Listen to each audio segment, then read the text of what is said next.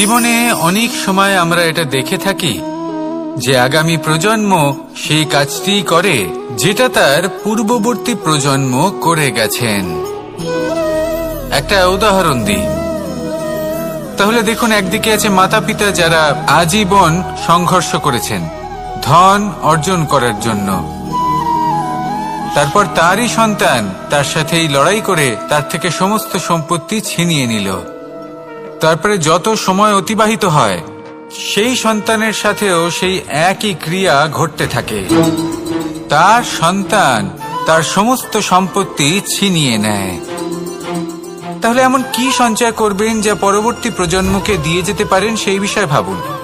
ভেবে দেখুন, এই যে ধন সঞ্চয় আপনি করছেন এর আসলে লাভ কি?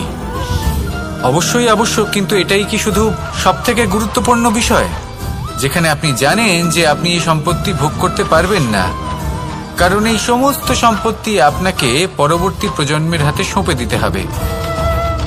তাহলে ধন সঞ্চয় করুন, কিন্তু এমন একটা সম্পত্তি কেন সঞ্চয় করা উচিত নয় যার উপভোগও আপনি করতে পারবেন, পরবর্তী প্রজন্মকেও দিয়ে যেতে পারবেন, আর মতভেদও হবে না। এমন সম্পত্তি আছে, আর এই সম্পত্তি হলো প্রেম। যদি আপনার মনে কোনো কিছু সঞ্চয় করার বাসনা জেগে ওঠে তাহলে প্রেম সঞ্চয় করুন।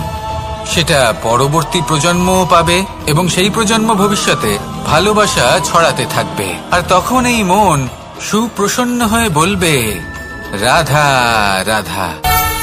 মানুষ ভাবেন যে ধন অর্জন করা হলো অত্যন্ত গুরুত্বপূর্ণ। তিনি আজীবন ধন অর্জন করতে থাকেন, ধন অর্জন করার চেষ্টা করতে থাকেন। সে যাই হয়ে যাক না কেন পরিশ্রম করতে থাকেন। স্বাস্থ্যের দিকে নজর দেন না, না উচিত সময় খাবার খান, না উচিত সময় ঘুমোতে যান, না পর্যাপ্ত সময় পর্যন্ত ঘুমন, কিছুই না। ধন অর্জন করতেই থাকেন।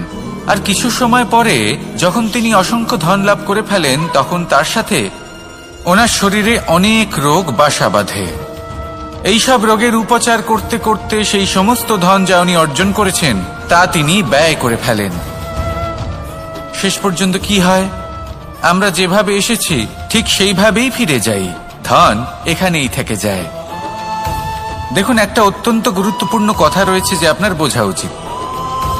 এই যে ধন, তার ব্যবহার করুন জীবনকে আরো ভালো করে তোলার জন্য। ধনের সদ্ব্যবহার করা উচিত, এমন যেন না হয় এই ধন আপনাকে ভোগ করে ফেলে। এই জীবনকে নিশ্চিত রূপে আরো শ্রেষ্ঠ করে তুলুন, কিন্তু এই ধন অর্জন করার এই প্রক্রিয়াতে নিজের সারা জীবনকে নষ্ট করে ফেলবেন না।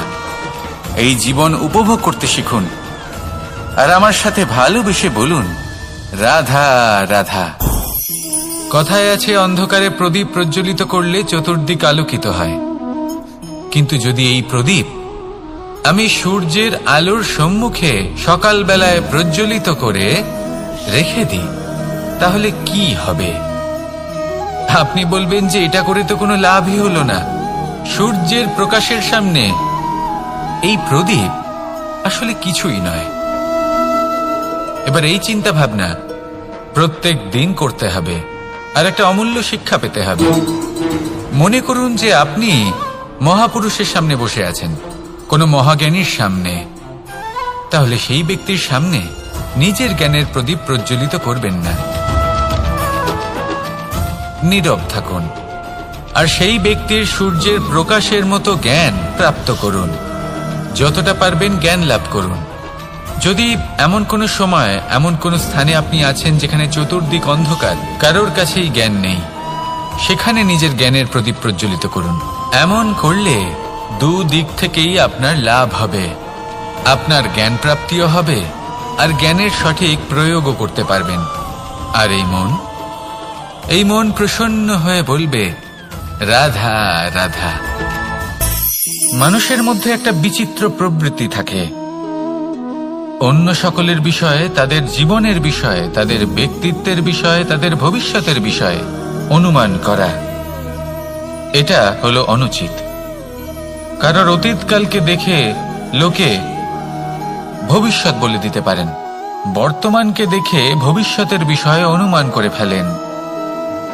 উদাহরণ দিতে হলে বলবো, কোনো দাসকে দেখুন, ওকে দেখে লোকে বলে যে ওর ভবিষ্যৎ সেটাই হতে পারে, অনুমান করে ফেলেন। আর এই রাজাকে দেখুন, উনি তো কত সুখী হবেন, উনি তো জগতের সব থেকে অধিক সুখী মানুষ, কত সুখ সুবিধা আছে ওনার কাছে, ধারণা করে ফেলেন। তবে সত্য তো এটাই যে কারোর ব্যক্তিত্বের বিষয়ে, তাদের ভবিষ্যতের বিষয়ে আপনি পূর্ণ সত্য কখনোই বলতে পারবেন না, শুধু অনুমান করতে পারবেন।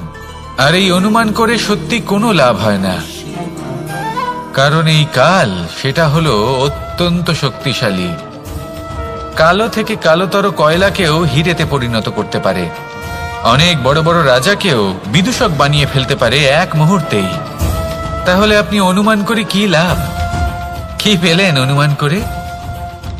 সেই জন্য কারোর বিষয়ে কোনো অনুমান করবেন না, তার ভবিষ্যতের বিষয়ে অনুমান করতে যাবেন না, কারোর বিষয়ে কোনো ধারণা করে নেবেন না। কিছু করতে হলে ভালোবাসুন, সবার মধ্যে ভালোবাসা ছড়ান, সবার মধ্যে ধন্যাত্মক ভাব ছড়ান।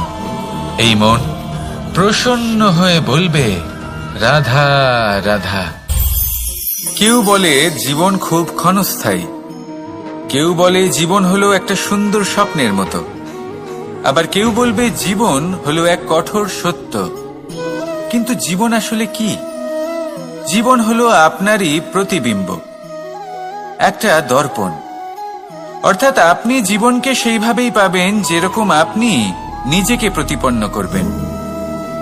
যদি আপনি দর্পণের দিকে তাকিয়ে হাসেন, তাহলে আপনি সামনে হাসি মুখী দেখতে পাবেন। এবার যদি আপনি গম্ভীর হয়ে থাকেন, তাহলে আপনি একজন রুষ্ট ব্যক্তি দেখতে পাবেন। শেষে সবথেকে বেশি গুরুত্বপূর্ণ হলো আপনার চেষ্টা। আপনাকে সবসময় চেষ্টা করতে হবে যাতে আপনি নিজেকে প্রসন্ন এবং ইতিবাচক মনোভাবে রাখেন। এটা হলো আপনারই উত্তরদায়িত্ব, তাকে পালন করুন। এই মনকে প্রসন্ন রাখুন, এই সংসারকে সুন্দর বলে মনে হবে। আর এই মন প্রসন্ন হয়ে বলবে রাধা রাধা। মানুষের একটি সমস্যা আছে যে মানুষ সাফল্যকে মাপতে থাকেন, লক্ষ্যপ্রাপ্তিকে মাপতে থাকেন এবং তার তুলনা করতে থাকেন যে ও এত কিছু পেল আর আমি পেলাম না, ওর কাছে এত কিছু আছে কিন্তু আমার কাছে নেই। এই তুলনা করার জন্য ওনারা দুঃখী হয়ে পড়েন, নিরাশ হয়ে পড়েন। তাই আমি একটা প্রশ্ন করছি যে এটা কি উচিত? এই সংসারে আপনি কি নিয়ে তুলনা করবেন, যেখানে সূর্যদেব চন্দ্রমা দুজনেই আছেন, দুজনেই হলেন বিশেষ, দুজনেই নিজ নিজ সময়ে উদিত হন। এদের মধ্যে একজন না থাকলে তাহলে আমাদের জীবন কঠিন হয়ে পড়বে। ঠিক সেইভাবেই আপনি যদি একটা বড় রেখা অঙ্কন করেন, তাহলে অন্য রেখাটি ছোট হয়ে পড়ে না, সে তেমনই থাকে যেমনটা সে ছিল। আপনার অস্তিত্ব কখনো ছোট বা বড় হতে পারে না, শুধু তুলনা করার জন্য আপনার এটা মনে হতে পারে। যদি আপনি যুদ্ধ করতে চান, আপনার তলোয়ারের প্রয়োজন পড়বে। যদি বস্ত্র তৈরি করতে চান, এত বড় তলোয়ার দিয়ে কিছুই হবে না, তখন প্রয়োজন পড়বে একটা ছোট্ট সূচের। তাই তুলনা করবেন না, না নিজেকে ছোট মনে করবেন, না অন্য কাউকে। সবার সাথে সহযোগিতা করুন, আর যদি তুলনা করতেই হয় নিজের সাথে করুন, যে কাল আমি কেমন ব্যক্তি ছিলাম, আজ কি তার থেকে শ্রেষ্ঠ হয়ে উঠতে পেরেছি। ভেবে দেখুন ভবিষ্যতে গিয়ে আপনি কতটা শ্রেষ্ঠ ব্যক্তি হতে পারেন। আসুন আমার সাথে ভালোবেসে বলুন রাধা রাধা। এই সংসারের সব থেকে গুরুত্বপূর্ণ তত্ত্ব কোনটা? প্রথম হলো সময়। জন্ম থেকে মৃত্যু পর্যন্ত এই যে সময়, এটাই তো হলো জীবন। দ্বিতীয় হলো জীবন, যাতে আমরা সময়ের সদ্ব্যবহার করি, শ্রেষ্ঠ থেকে শ্রেষ্ঠতর কাজ করার চেষ্টা করি। বহু বছরের এই পরম্পরা, এই সংস্কৃতিকে এগিয়ে নিয়ে যাওয়ার চেষ্টা করি। এই সংসারে আমরা অংশগ্রহণ করতে চেষ্টা করি। তৃতীয় হলো ধন, সেই ধন যা প্রত্যেক ব্যক্তি অর্জন করতে চেষ্টা করেন। এবার এই তিনটি তত্ত্বের মধ্যে একটা সামঞ্জস্য আছে, সমান ব্যাপার আছে, সে ধনই হোক বা সময় হোক বা হোক জীবন। আর সেই সমান ব্যাপার হলো যে যদি আপনি এটা গণনা করতে থাকেন, তাহলে তা কমতে থাকে। যদি আপনি এটা ব্যবহার করেন, তাহলে তা বাড়তে থাকে। একে সংগঠিত করে রাখতে চেষ্টা করলে এ হাত থেকে ফসকে যায়। কিন্তু যদি আপনি একে সামলে রাখতে শিখে যান তাহলে এমন কাজ করবে